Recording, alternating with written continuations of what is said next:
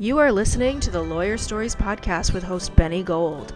Lawyer Stories was founded in July 2017 on Instagram and is an expanding global network of lawyers and law students sharing their personal journeys to the noble profession of the practice of law.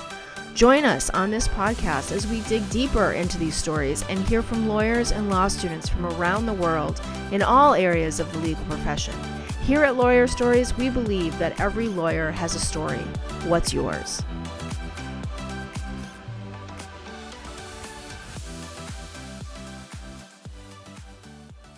Welcome to the Lawyer Stories podcast with Benny Gold. Today we welcome in our friend Travis Hoechlin, CEO of RizeUp Media, located in Southern California, but assisting law firms all over. Thanks so much for coming back on, Travis. Good to see you. Yeah, good to be here. Thanks for having me back. I look forward to this. Yeah, man. And before we chat, I just want to give a little shout out to our friends at Lex Reception. Of course, RizeUp Media and Lex Reception, very good partners and friends of Lawyer Stories. For Lex Reception, less admin and more time for yourself. You could switch off your phones knowing that your calls are going to be covered by Lex. From answering calls and messages in real time to appointment scheduling. Your clients are going to receive care and support they need with Lex Reception. You're going to have answering specialists on hand 24/7. You're not going to miss a future case, a future client. You could have custom scripting and software that will seamlessly integrate with your current workflow. Lex will make sure that your clients and potential clients get fantastic service. Contact Lex and get $250 off your first month. If you mention Lawyer Stories or if you use our code, you could always send us a message to get that code. This is an exclusive offer. So Travis, back to you. How are things in Southern California? Things are great, man. Things are great. Good. No complaints. No complaint. What's the temperature like? Probably 60? Yeah, it's a chilly 60, 62 degrees here. Right. Well, don't worry about us. It was only about 34 where I am today, but that's all right. We got our Dunkin' Donuts coffee to keep us warm. Travis, you guys were doing some intense sales training. I saw on, online. It looks like, and everybody was pretty pumped up about it. It looked like you guys were, really into it. Tell us a little bit about what you and the sales team were doing. Yeah, we have 8 sales reps actually all throughout the country, ranging from Florida to North Carolina. Just brought on a rep from Texas, Louisiana, a couple here in California, nice. Arizona, looking to expand it. Yeah, we flew them all in and just kind of did a kickoff meeting for the first month of the year and just kind of went over some of the client wins and how good our clients are doing and kind of iron sharpens iron and yeah, it was awesome. It was awesome to have them all in here and kind of get them going to see how many lawyers we can help this year. Yeah, that's amazing. RizeUp definitely treats their people well. I mean, I know you had a nice holiday party too, and a gathering, and I know it's kind of a virtual world we live in, but it's cool to see like you guys all getting together there in California and hanging out, and now doing a sales training in person.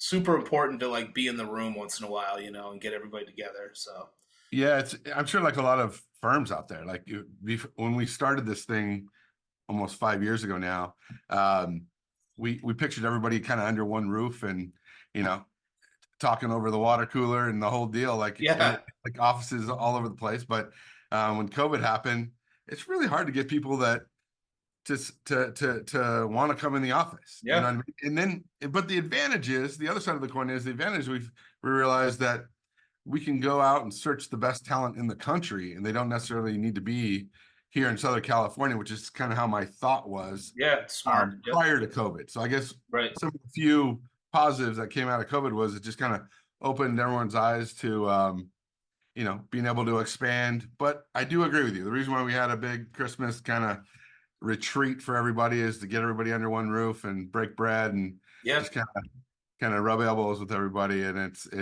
it was we got some good feedback, so I'm glad we did it, and we'll continue to do so. That's awesome. Yeah, I think that is a good school of thought, that you could find good people to work for you anywhere, and that's how you find the top talent. Is you have to look outward sometimes of your radius that you're in, and I think you've been successful doing that. And let me tell you, talking around a water cooler can be overrated. All right, because it's the same conversations. I do it every day, not for that Yeah. long, but it happens. Yes. Yes. So that's awesome. So Travis, like, tell us a little bit about RizeUp's procedure. Like, what is the first thing you do when a client contacts you? First thing is do a needs analysis. I want to know what they do, what their goals are, what kind of cases are they after, how many of them are they looking to bring in the door, and and really see what they're doing right now, what's working, what isn't. Because what I tell everybody that talks to us is, if it ain't broke, let's not fix it, right? Let's add something to that and help them scale and really understand, like, what is their goals, what are they. I tell everybody, if you've been on a sales call with me, you've heard me say this. It's like, if I had a magic wand, which I do not, what do we want to see the next 6 to 12 months look like? And make sure we put together a strategy that's going to deliver for them. Where do you see most of your clients lacking in when they come to you? Is there like a specific like trend that you see them like lacking in? Well, I'll give a little plug to Lex Reception, who you Nice. just is answering the phone. I Hmm. would say, I probably worked with, I don't know, 2,000-3,000 law firms over the last 15 years, right? And I would say overall, there's no scientific data behind this, but I would say on average, attorneys answer 60 to 70% of their phone calls and miss 30 to 40%. Wow. I Yeah. just got done listening to one of our clients, and she was like, I feel like it's not working. I said, well, okay, if that's true, we'll fix it and we'll figure it out. But let me go listen to the phone calls for the last 30 days. And I listened to 67 phone calls, and wouldn't you know, 27 of them went to voicemail. And it's Really? like, I Okay. said, okay, so we need to put something in place that that handle those. Like, make sure you're not missing folks who are trying to find you. They've already, because about 80% of people will not leave a message when they call a law firm, or Yep. just anywhere, right? We're in a fast food That society. actually, that makes a lot of sense because, when people are calling in, it's like a sensitive topic and it's really personal and they're not going to want to, unless they leave a very brief message, they're not going to want to tell the story. I mean, I wouldn't want to like leave some sort of in-depth, story about what happened to me. And you don't want to tell it a number of times, right? I think the number is, I just read this somewhere, like 73% of the time, the client's going to hire the first attorney they talk to, right? Because they don't want to go tell the war story about their divorce Right. 7 different times or Right. what. Right. And think about how our society is today, right? We're going to order something on Amazon, and we're like, can it be here by tomorrow? You know what I Right. mean? Like, think of that thought process 10 years ago or 20 years ago. Like, you wouldn't even you're mailing, you order something wherever, you're like, oh, if it gets here before Christmas next year, Yeah, I'm I good. know. I know. It's Now you're crazy. like, oh, it's not gonna be here till Sunday. Oh god, Yeah. never mind. You Yeah. know what I mean? So It's true. when people are calling, Yep. they I tell our clients all the time, you forget how scary and intimidating it is to call an attorney, right? Because Right. you Right. run in circles of attorneys, you've done it for so long, but for the layperson, it's a scary proposition, and a lot of times they don't know how it works. They think the meter runs. They think it's like a taxi cab. As soon as they get in and you Right. answer the phone, the meter starts running. So they're Right. like, I'm not going to leave a message, type of thing. So make sure you're answering the phone. I think that's a big one. And then, throwing chat or texting on your phone, or excuse me, on your website. That's a big one too. That make it easy for people who want to hire you to get in contact with you and hire you. What do you mean no chat, no texting on your website? What do you mean by You that? should add it, like a chat service. Those Oh, those yeah, like the that AI, pop. some sort of like an AI Yeah, chat. Okay. yeah. Make sure it's human. Yep. Uh, in my opinion, some US based human answering those chats or those texts, and make sure you're converting those and getting their contact information, because especially I'm 48, so I say younger generation. I sound like my dad, right? The young whippersnappers, the younger generation, they're they're more apt to send a text or a chat or something like that, as opposed to pick up the Right. phone. So Right. make sure you let people contact you how they're comfortable with doing so. Yeah, no, that's true. Somebody once told me you got to like meet people where they are, So Exactly. if they're on their website, you got to have some sort of a prompt and you guys do all that. Like you'll take care of Absolutely. Absolutely. Because like there's studies done that chat and or text on a website increases the conversion, meaning more people are going to contact you. Upwards of 42% is some of the bigger numbers, right? Okay. It's probably somewhere in the 30 to 40 percentile that you're going to get that many more contacts out of the marketing that you're doing right now if you add chat to your website. That's interesting. So, yeah, I mean, I really didn't know that that's how many calls people are missing, and that's an interesting point that people will not leave a message for attorneys. I actually never really thought about that as like a different service, like distinct. But what's something that you tell like maybe like an older attorney or somebody that's they're still using books to do their legal research. They're kind of at the twilight of their career, and but they still want to like upgrade their website. Like, what do you do? How do you convince them, or what do you tell them to that is going to help them, for maybe their younger attorney that's going to take over the firm? Well, I tell them this. Like, I just got off the phone with a lawyer yesterday, and he's 70 years old, and he goes, "Hey, listen, he does criminal law," and he was like, "Hey, I'm kind of over grinding in the courtroom, but I do have a young associate that will do that for me. So I do want to make sure I want to upgrade my website. I want to make sure it converts, right? Make sure it's appealing. Make sure it's I'm holding up my cell phone. Make sure it's mobile compatible, because that's where a majority of people are doing searches these days. Yep. Add all those features we talked about, like make sure answering services and chats and texts are available, and just to convert more of the. If you've been doing it that long, you certainly have grown your business, and you get a majority, if not all of your business from referrals. So make sure, I think we talked about this on the first time we did this, but Yep. referrals comes in twos and threes, as we like to say, meaning they get two or three names, and then they go to those websites, and whoever has the better website, right, wrong, or indifferent. I'm not talking, it's no reflection on the quality of attorney necessarily. Right. Right. But the layperson is making a decision based on what they're seeing. And if it's a website that looks like it's, was built in 1999, and it doesn't, and you can't Yeah. scroll on your phone, Right. you're going to lose that business. And that business was referred to you. So make sure you're capturing and what we call converting I mean, more referrals. yeah, I mean, some people might not even think you're in business anymore if they see one of those like 1992 websites where you got to click and push in the button, where it's not like really sleek. But yeah, no, that's great points. Tell us like a little bit about the RizeUp team. Like, what's your culture like in there? I know people are virtual and stuff, but do you have meetings? What's it kind of like for somebody to work at RizeUp Media? Yeah. So, work at RizeUp, or let me talk about hopefully the user experience.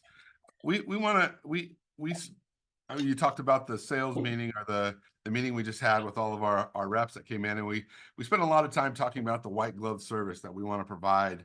Mhm. I just think in today's day and age, like, calling any of these big companies, like even like a Google, like, it's, you're on hold, you're talking to somebody overseas, or you're talking to some email voicemail tree, and push one for this, two for that, and then you have to keep just so every client that we have has a designated account manager for anything that they need at their beck and call. They'll have a designated sales strategist that most likely brought them into here, but they stay with them the whole time. And then there's different departments, whether we're doing pay-per-click or local service ads or social media or SEO. There's dedicated strategists in all those different departments, because we don't want one of my colleagues and reps here says, we don't want your business and your money today. We want your business and continue to get your business 8 years from now. Yeah. You know what I mean? Yeah. And how we do that is to the best of our ability, be there and hold your hand through this stuff. Sure. Right. And take the time, like I did today with a client, that, listen to their phone calls. Like what company out there does that? I don't know of any that will take the time, listen to all their phone calls, and then get them feedback on every single, make notes on them, and go through the call listings with them, and really analyze what's going on here. Because listen, I can set up the greatest marketing strategy on the planet for them, Hmm. But if their intake is horrible, right? They're missing a bunch of their phone calls. If the receptionist is rude, which is what I heard today, Yeah. just Yeah. flat out rude. Where like, who's going to hire you if your receptionist is rude? And there's been many times where clients will hear the calls and go, "Oh my gosh, I did not know I did not know my law firm was being represented that way." It's terrible. Yeah. I mean, it's, we all have bad days. I'm not saying anybody needs to be perfect, but that is whoever's answering the phone is the face of your business, Hmm. and make Yeah. sure that Totally. they're doing the right thing and capturing that business that you're paying to get in the door. Totally. And so, Um, yeah, yeah, no, go ahead. Yep. no. So we want to make sure we really roll up our sleeves and make sure they have the support that they need to help them scale. And back to finding out what the needs are, sitting down with them on a routine basis to make sure we're in lockstep with where their goals are. Because a lot of times, you know, maybe they're trying marketing, but they don't really believe it works, because they've never seen Hmm. the ball go through the net, and to use a Right. basketball analogy, and then all of a sudden they do, and a light bulb clicks, and they go, "Oh wow, okay." So if I hand them a buck and I get 5 back, like I can keep doing that. And Right. Right. you Right. know what? I always thought I'd be a solo, but you know what? Now I'm going to hire an associate because I have this extra business coming in the door. Now I can expand, all those types of things. So that's Wow. really what we're trying to do when we're working with each and every client. And you do SEO too, obviously, because you kind of just touched on that, not so many words, but Yeah, more clients through the internet and that sort of thing. absolutely. Like, when we do SEO on websites, because listen, if you're going to be around for some time, you're going to do this business, you should build up your what we call organic presence. Get your website to show up, because then Right. you're not paying for every click and every call and so forth. Um, but yeah, we we write massive amounts of content. We do massive amounts of backlinks, all the stuff, Yep. all the It's awesome. unsexy stuff that most agencies don't do because it's expensive. Yep. We do because that is what gets the client's results. Yep. That's awesome. So important. What made you want to work with lawyers? I would love to tell you that there was this big master plan, but in 2008 I was in the mortgage business, and Yep. we all know how that ended. And then a friend of mine, was working for a company that did lawyer marketing, and he said, "Hey, you want to come work here?" Because he knew I could Yep. sell and hustle and all that stuff. And I said, "I know very little about the law, and the only SEO stuff I know is the stuff that I did for my own company." And he's all, "I'll teach you all that kind of stuff." And woke up 15 years later, and here I am. That's And amazing. Yeah. And you started RizeUp 5 years ago. Like, what was that process like? yeah, I mean, I'm sure, like a lot of your listeners, right? It was a plan. We always wanted to do it. My business partner and I worked at the same company. We always wanted to do it, and we kind of got comfortable. I don't know if this resonates or not, but we were very comfortable where we were in some big Fortune 500 company, and was doing well. Mhm. And I come to realize that comfortable is a bad place to be. You know what I mean? Yep. And so um, we had just had my wife and I just had our second daughter, and she was 6 months old. I got back from paternity leave, and the the boss at the time kind of gave me a hard time, and it was the last straw. And I said, "You know what? It's either now or never." I was 42, 43 at the time, and I was like, "You know what? I know we can do I know we can do it. I know we can do it. I know we can create a great product. I know we Yeah. can help. And most importantly, I know we can help people." Right. Uh, So I just took the leap, man. Thinking back, I was like, what was I thinking? I had a 3-year-old and a Yeah. newborn. And I was like, oh, I'm gonna jump away from a huge income and go make it myself. But man, it was the best decision I ever made. I like so many entrepreneurs.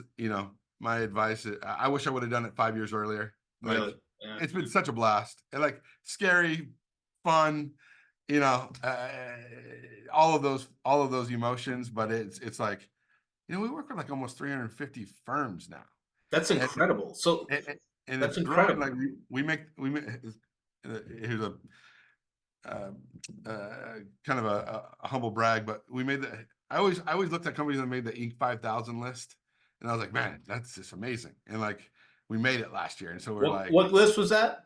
the Inc. 5000. So Inc. it's like 5000. Wow. 5,000 fastest growing businesses in the country Yep. or what have you. And so it was like that was just like you know, Congratulations. That's amazing.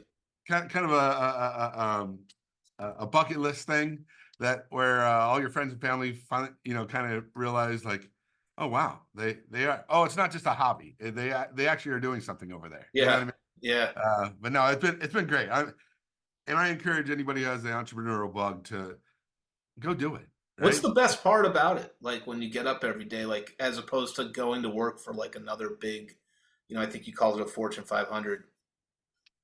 I would say just being able to make, there's no limit to what the only limit you have is between your ears. You know what I mean? And you constantly fight this, we all do. Yep. But I just didn't want to wake up in 10 years and, I guess getting into my 40s, I was like, you know what? I didn't want to climb the corporate ladder and do that whole thing. That just didn't sound appealing to me, and kiss butts and do all those things that you have to do to go through there, no matter how talented you are. And so I just realized, I'm like, if I'm not going to do that, at some point I'm gonna have a boss that's like half my age. Yeah. Telling me how to do my gig. And I was like, I just cannot I just call it an ego or whatever. That is just not going to happen. Yep. And so, I just needed a slight push, and I had a boss that ticked me off one day, and I was like, all right, I'm out. I'm going for it. And then and I remember hitting, I sent a goodbye email to the whole company. Yep. And I remember writing it out in the morning of July 17th, 2019. And I wrote it out and I was like, oh gosh, do I hit send? You know what I mean? I just remember hitting send, and I go, I got to go for a run. I told my wife, I did it. I made the jump. And there's a real cool video. Steve Harvey, he talks to it's called Jump or Leap or something like that. And he talks to the audience of Family Feud. And I heard this about a month before, and I listened to it one more time before I hit send. And it just talked about, hey, if you're good at something, like God gave you the talent to do it, and you're wasting it if you don't make the jump. And I watched it one more time, hit send, and went for a run. And I just remember like jogging, and like felt like I was jogging on clouds. I was like so pumped that I did it. Almost gets me emotional thinking about it. But that's amazing. He does have some good advice. Like I've seen some of his clips. I'd love to see that clip actually at some point.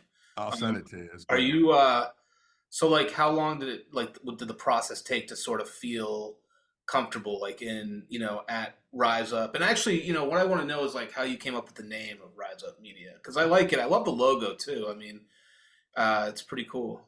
I wish I had a great story for that, but I got to tell you.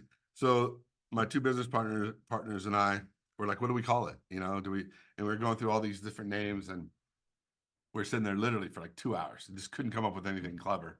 And at the beginning of that, my business partner goes, hey, I own the domain RizeUp Media. I spelled it with a Z though. I spelled it with a Z. And That's awesome.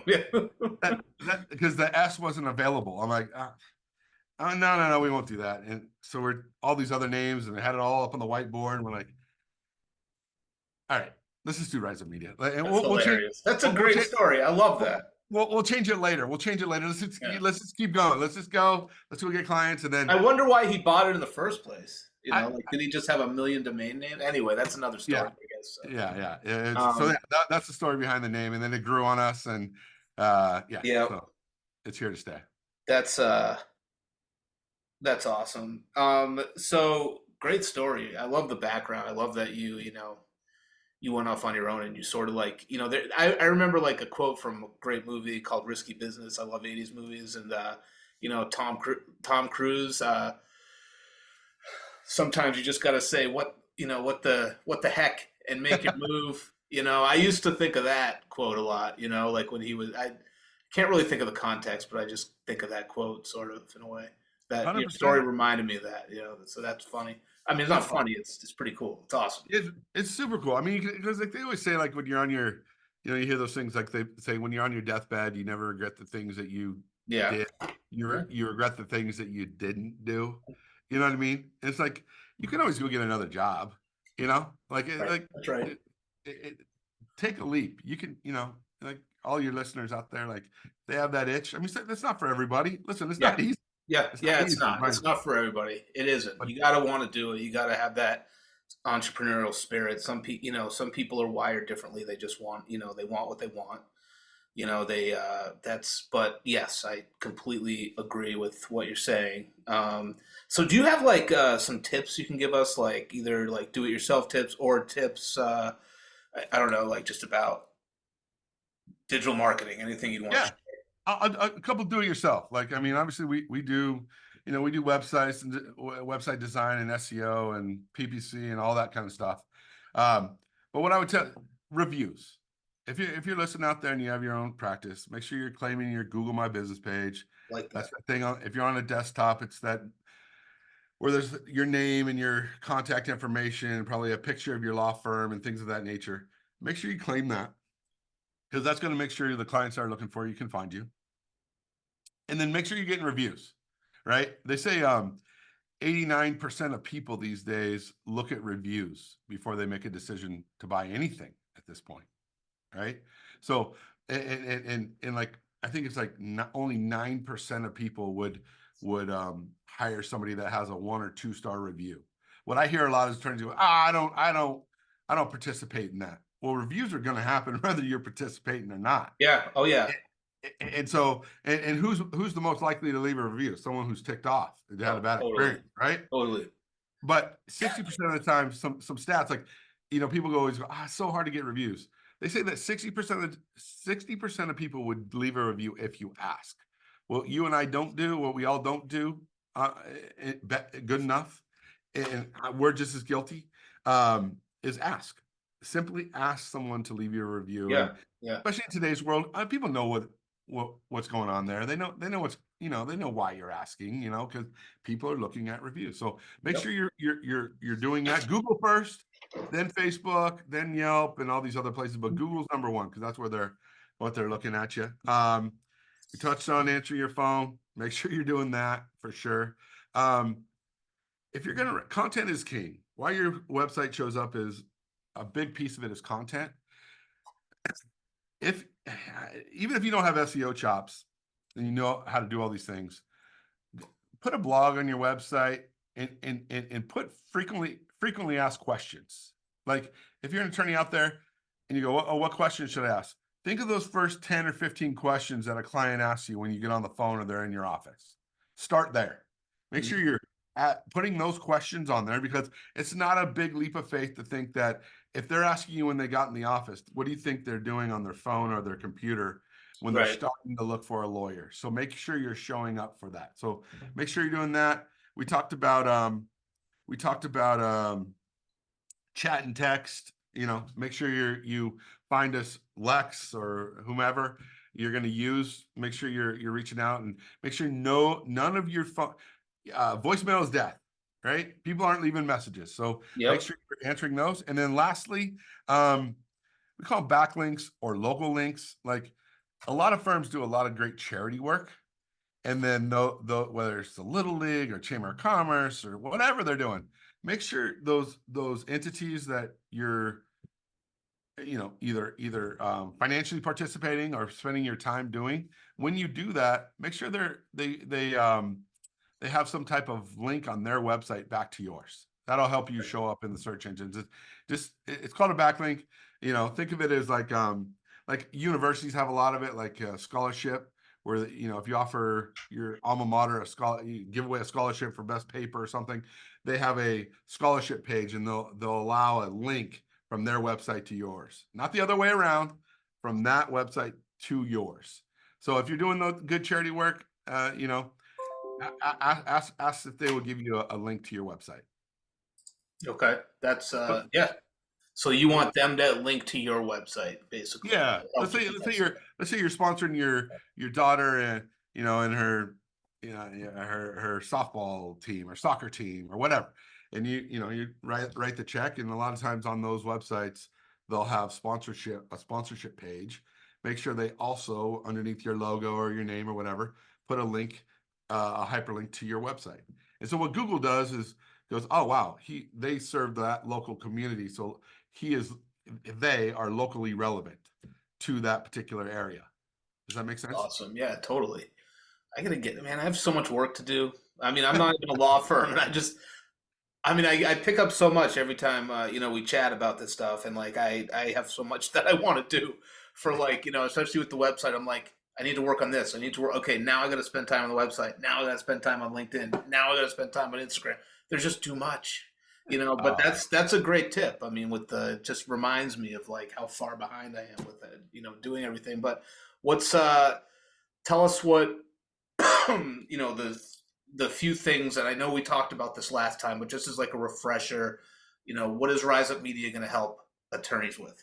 Yeah, I tell people we do 5 things. We make custom websites. If you can dream it, we can make it. My staff loves it when I say that.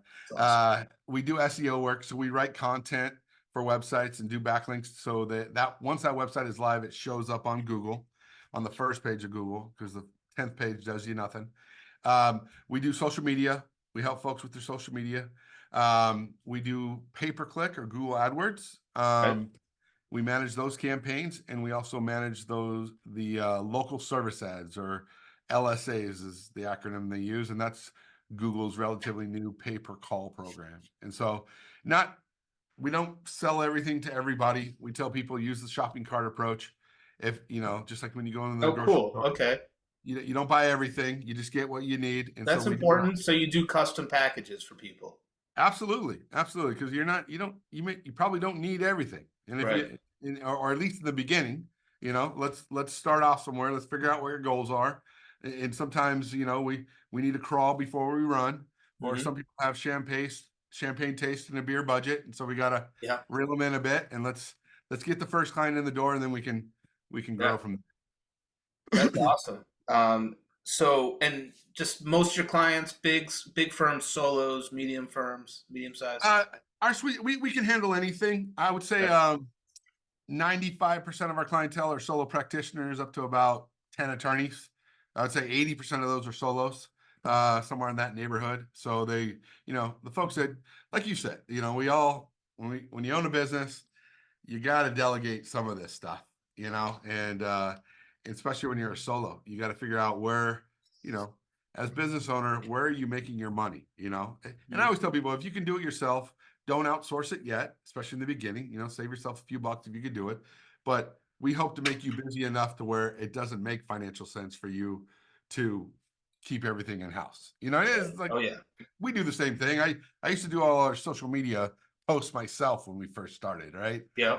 And sure. And now we've hired somebody in house to do it and all that good stuff. So once it makes financial sense to delegate so you continue to grow, you should do it. There's a great book I'm reading it right now. It's called Buy Back Your Time, and it's about as a business owner, kind of delegating some of that, or hiring to get some of those tasks off of your plate that you hate doing. I mean, as business owners, there's tons of things there's the things we love, the reason why we got into the business, and then there's all these other things that just just not in our wheelhouse, and we would and it puts a limitation on you when you're taking that on, because that's not what gives you energy or what drives you. So it's a very smart idea to get some of that stuff off your plate. Yeah, totally. A lot of good nuggets of wisdom from Travis Hoechlin here. Have we left anything out?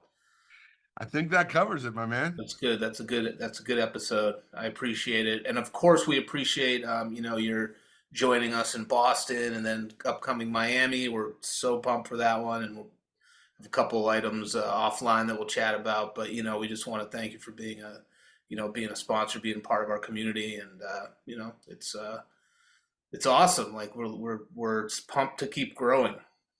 Absolutely, great. Glad to be part of it. It's you have a awesome audience and fan base. I've run into a bunch of different people that are like, oh my gosh, cool. No, I love Benny Gold. So you're doing the right thing, my man. Keep at it. I appreciate it. Travis, thanks so much for coming on.